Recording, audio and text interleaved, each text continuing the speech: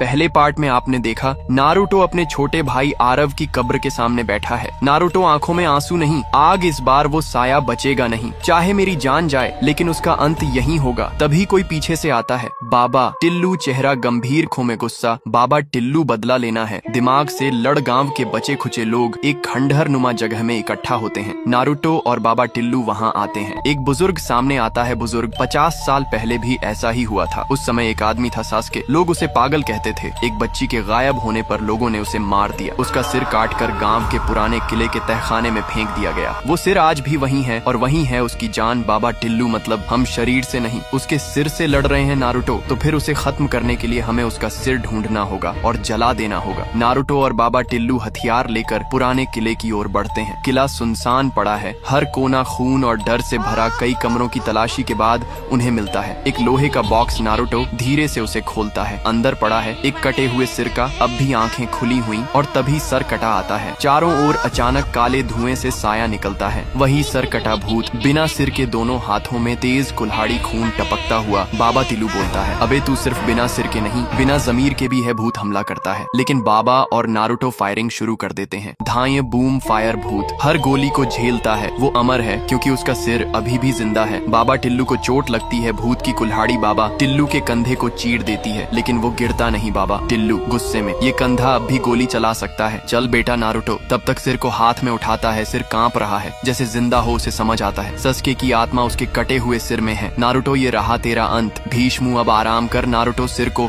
Fire grenade से जलाने वाला होता है। तभी सस्के की आत्मा की गूंजती हुई आवाज आती है, मैं निर्दोष था, उन्होंने मुझे मारा, मुझे इंसाफ चाहिए था, सिर्फ इंसाफ। तू निर्दोष था पर अब तू कातिल बन गया है, अब तुझे मुक्ति नहीं, अंत मिलेगा। वो सिर पर फायर ग्रेनेड फेंकता है। सिर जलने लगता है, पूरा किला कांपने लगता है। भूत तड़पता है, चीखता है और फिर हवा में उड़ जाता है। गाँव में पहली बार चिड़ियों की आवाज सुनाई देती है, न कोई दस्तक, ना कोई लाश। लोग नारुतो और बाबा टिल्लू को घेरे खड़े होते हैं। बाबा टिल्लू भूत नहीं, उसकी पूरी कहानी खत्म हुई और अब कोई डर नहीं। 2 महीने बाद नारुतो अब गांव छोड़ने वाला है। बाबा टिल्लू अब गांव का रक्षक बन चुका है। रात के 12 बजे ठक ठक ठक ठक एक घर के दरवाजे पर फिर दस्तक होती है। एक बच्चा बाहर आता है, कोई नहीं, लेकिन कोने में खड़ी एक लड़की दिखती है। बिखरे बाल, काली आंखें, होठों पर मुस्कान। लड़की धीरे से, सस्के तो निर्दोष था पर मैं नहीं। पार्ट 3 के लिए कॉमेंट करो।